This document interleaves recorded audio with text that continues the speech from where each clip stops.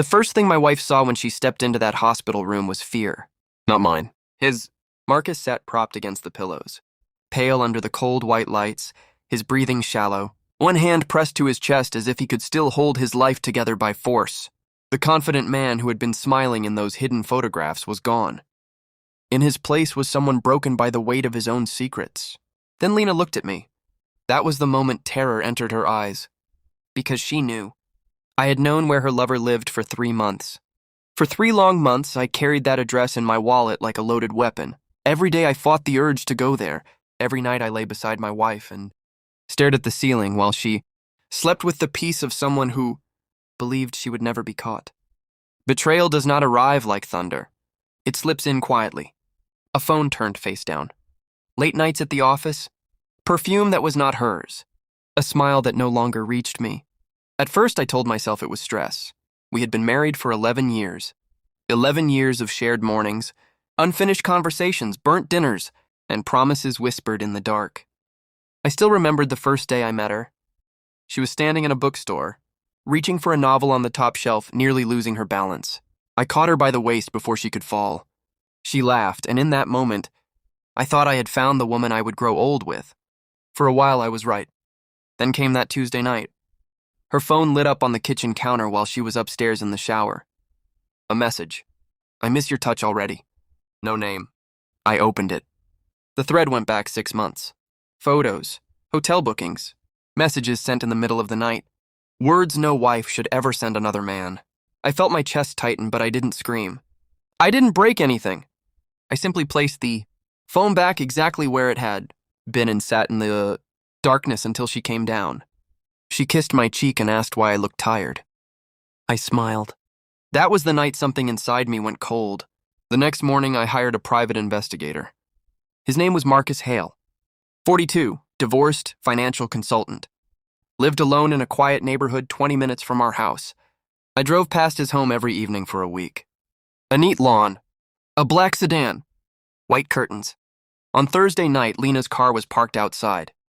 I sat across the street with my hands gripping the steering wheel until my knuckles turned white. Still, I did nothing, because anger is reckless. Revenge is patient. The investigator uncovered more than an affair.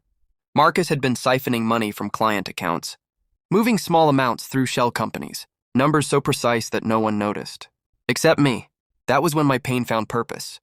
I copied every document. Bank transfers, account statements, fake invoices.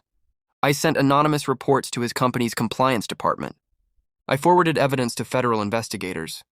I mailed copies to his ex-wife, including proof that he had hidden assets during their divorce. Every move was deliberate. Every step silent. Then I went to his house. Not to kill him. To let him understand what was coming. He opened the door with a smug half-smile. "You must be Daniel," he said. I stepped inside without waiting for an invitation. His house smelled of expensive cologne and polished wood. "I know everything," I said. The smile disappeared. I placed the folder on his coffee table. He opened it. I watched the blood drain from his face as he turned each page. Fraud evidence. Affair messages. Copies of the complaints already filed. By the last page, his hands were trembling. "What have you done?" he whispered. I looked him in the eye. I told the truth. He stared at me, and then the pain hit him. Sudden.